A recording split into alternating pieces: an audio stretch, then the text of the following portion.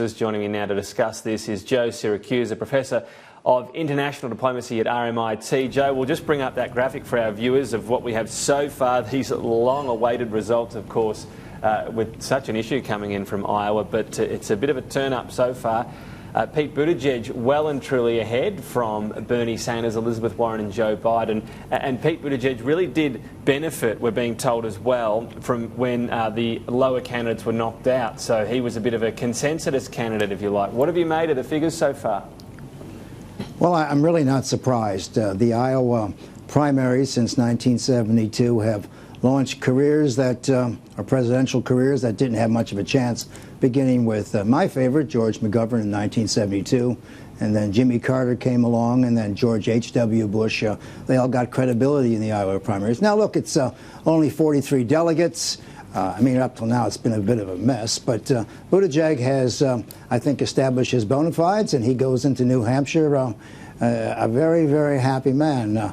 You know, we have Buttigieg, who's a 38-year-old former mayor of South Bend, Indiana, which is only famous for its football teams at Notre Dame, and we have a 78-year-old independent senator from the state of Vermont, and so it's really an extraordinary result, as a matter of fact. So Buttigieg may be the guy down the road who the Democrats turn to if Biden and Sanders and Warren tear each other apart. But this is a very, very surprising result in one sense, and that is Buttigieg has come out of nowhere to win the Iowa primaries. Now, 62% of the votes are in. He's got, what, 26 point something, and Bernie Sanders is next. Bernie Sanders has always got about 25% of the vote, so he's never been, you know, the real leader, because other kinds of people like Hillary Clinton can knock him off. So, but as I say, it's a very surprising vote, and Buttigieg should be very happy with himself. We have 7 days now to the New Hampshire primary, and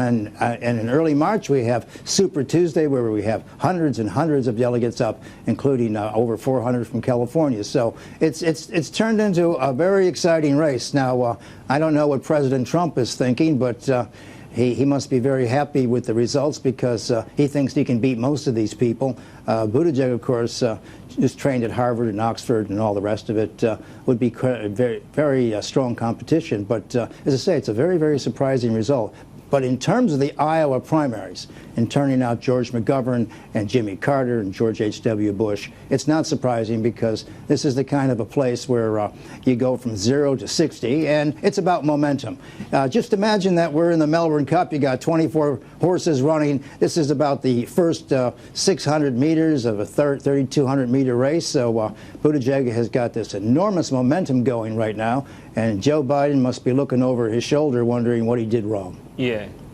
Rob, yeah, I mean, the Melbourne Cup, you don't often like leading first past the post in Iowa. The difference has been that that has been a good position. So what about Joe Biden? Again, interesting to note, when we look at the first round versus the final round, so that time where the voters get the chance to change their mind based on where things actually pan out, and people left Joe Biden. Is that more of a worry as well, that he's not seen as a consensus candidate? When someone doesn't get their person up, they actually don't go to Joe, and some of his supporters leave. Is that a worry?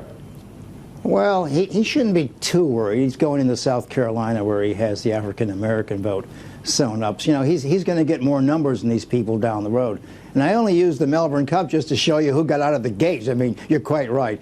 No one really, very few horses went 400 meters in.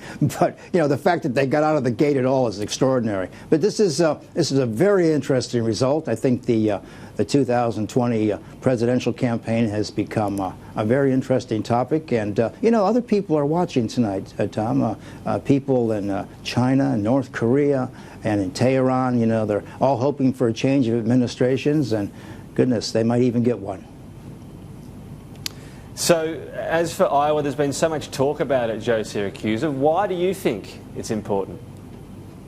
Well, Iowa's important because it is the first cab off the rank. It is the place where people get to vote for the first time and get to talk about everybody up until Iowa. I mean, we still have 273 days to go to the election, but it's you know, it's the talking point. If you do well in Iowa, I mean, it means you exist. People, human beings have voted for you. I mean, the software program in Iowa, the Democratic Party collapsed which tells us another kind of a story. They look like they're in disarray in many respects, but they got a clear-cut winner, and I believe that when all the votes are in, Buttigieg's league will probably be increased. But Iowa has kind of a mystique about it. You know, if you win in Iowa, you're taken very seriously down the road, because this is the first time human beings actually get to cast a ballot. The ballot was sloppy, messy, and all the rest of it. But, you know, Buttigieg's a winner, and no matter how you cut it, you know, people have to deal with this in the morning. I think this is going to help his money, too, because, you know, people like to bet on a winner, don't they? Well, just finally, Joe, let's get way ahead of ourselves, because why not? Because we can. Let's assume Pete Buttigieg is the candidate. How does that contest shape up against Donald Trump? Well, I'm thinking Barack Obama came out of nowhere to beat everybody in front of him. Look, I think Buttigieg would probably beat Trump on a one-on-one. I think some of the polls have already showed that he would be 4% up if the election were held tomorrow. Unfortunately, the election is not being held tomorrow, and so he's got a long way to go, and the president has a long way to go. And I mean, the president today is facing the rest of his trial in the Senate. He probably will be acquitted. And you know, your viewers ought to have a good look tonight at what happens in the House of Representatives, or tomorrow when the president gives his State of the Union address. He's going to a House that actually impeached him, and I just can't imagine this guy not going off script, excoriating everybody there who gave him a bad time. But look, we're in for a real sled ride now, and it's going to be very exciting. And so, you know, all I can say is buckle up. It's only going to become more interesting.